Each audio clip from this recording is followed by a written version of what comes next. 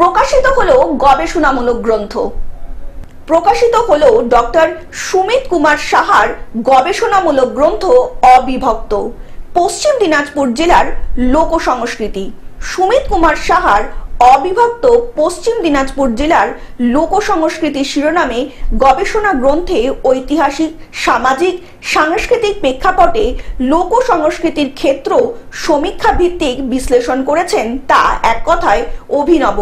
এই কারণেই ইতিপূর্বে এই অঞ্চলের লোক সংস্কৃতির পূর্ণাঙ্গ রূপ তথা রূপরেখা সম্ভাব্য কেউ দেয়নি।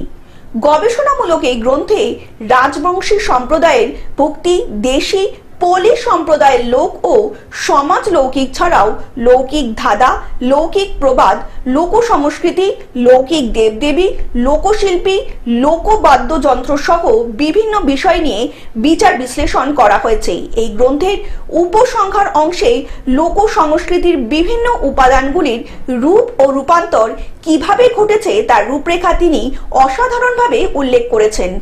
অষ্টম গবেষণা বিষয়ক গ্রন্থ অবিভক্ত পশ্চিম দিনাজপুর জেলার লোক সংস্কৃতি। বইটির নাম অবিভক্ত পশ্চিম দিনাজপুর জেলার লোক সংস্কৃতি, কিন্তু বইটির মধ্যে উত্তর এবং দক্ষিণ দিনাজপুর জেলার লোক সংস্কৃতির বিভিন্ন আঙ্গিকের পরিচয় রয়েছে। আমি 2 দশকের উপর গ্রাম থেকে গ্রামান্তরে ঘুরেছি।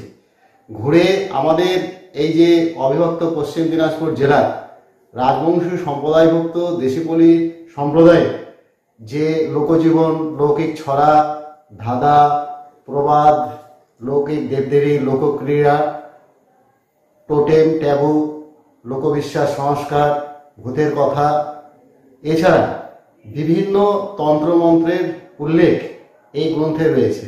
বালুরঘাট থেকে জয়দীপ মৈত্রের রিপোর্ট, গ্লোব নিউজ। এখন থেকে গ্লোব টিভি দেখুন আপনার স্মার্টফোনেও। গুগল প্লে স্টোর অথবা অ্যাপল স্টোর থেকে ডাউনলোড করুন গ্লোব টিভি লাইভ অ্যাপ। এছাড়া জিও টিভি অ্যাপ থেকে দেখুন গ্লোব টিভি লাইভ।